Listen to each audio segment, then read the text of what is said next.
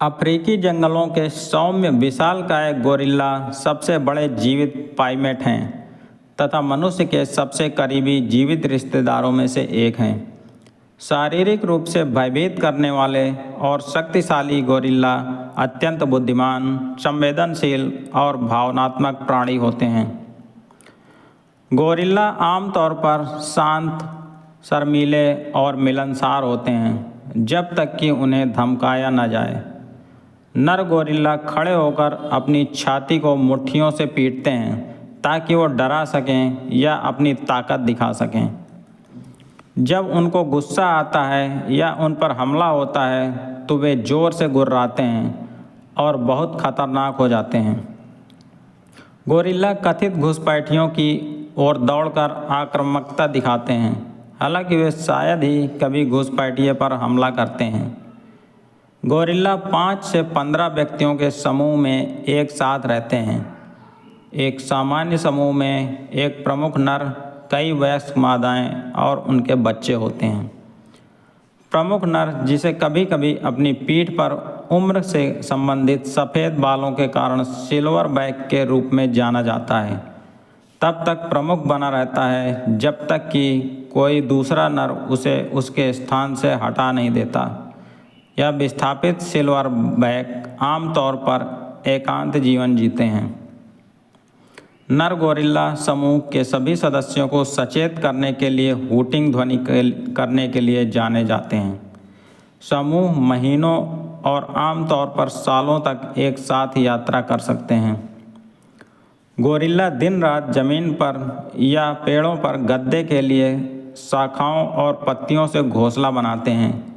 हल्के वजन वाले गोरिल्ला को अपनी भुजाओं में एक पेड़ से दूसरे पेड़ पर झूलते हुए देखा जा सकता है।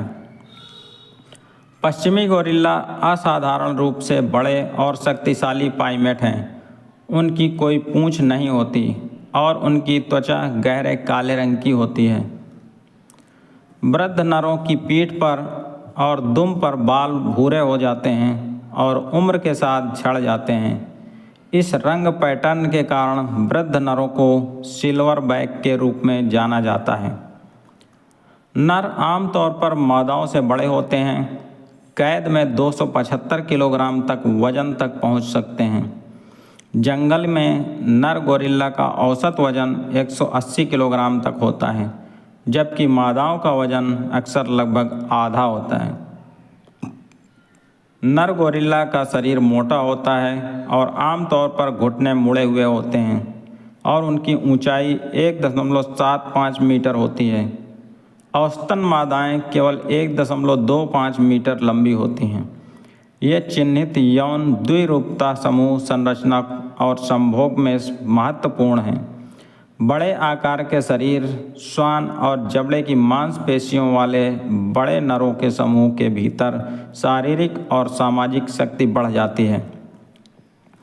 हाथ आनुपातिक रूप से बड़े होते हैं। सभी अंगुलियों पर नाखून होते हैं और अंगूठे बहुत बड़े होते हैं। आमतौर पर गोरिल्ला समूह में एक प्रमुख नर उस समूह की मादाओं के साथ संभोग करता है।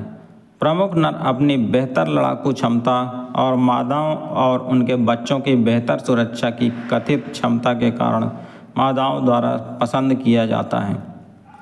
शिशुओं को 3 से 4 साल तक दूध पिलाया जाता है।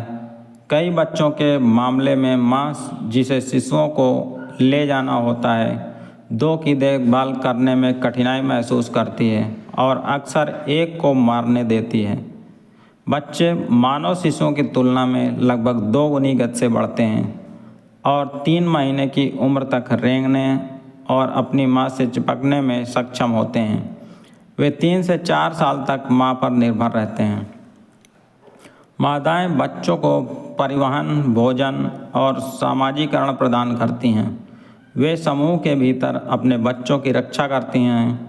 नर आमतौर पर बच्चों के साथ ज़्यादा बातचीत नहीं करते, हालांकि वे संभावित शिशु हत्यारे नरों से सामाजिक समूह की रक्षा करके अपनी संतानों की रक्षा करते हैं, जो समूह पर नियंत्रण करना चाहते हैं। जंगली गोरिल्ला 35 से 40 वर्ष तक जीवित रहते हैं, जबकि कुछ बंदी गोरिल्ला लगभग 50 वर्ष तक जीवित रहते हैं। गोरिल्ला एक बड़ा शक्तिशाली जानवर है जिसके सीने और कंधे मजबूत होते हैं। उनके हाथ बड़े मानव जैसे होते हैं और मांसल भुजाएं उनके पैरों से भी लंबी होती हैं। गोरिल्ला के बाल और त्वचा दोनों काले होते हैं, लेकिन उनके चेहरे, हाथ और पैरों पर कोई बाल नहीं होते हैं। नर गोरिल्ला की छाती भी नंगी होती है और बाल रहित चेहरे पर छोटी आँखें होती हैं। गोरिल्ला के चेहरे पर छोटे कान, छोटी आँखें, बड़े नथुने और उभरी हुई भौहें होती हैं। वयस्क नर गोरिल्ला की पहचान खोपड़ी की मध्य रेखा के साथ एक धनु शिखा होती है। हड्डी की इस लकीर की उपस्थिति यह संकेत देती है कि जबड़े की मांसपेशियां असाधारण रूप से मजबूत हैं और पीठ पर सफ़ेद बालों के एक क्षेत्र से होती हैं, जिसके कारण उन्हें सिल्वर बैक के रूप में जाना जाता है।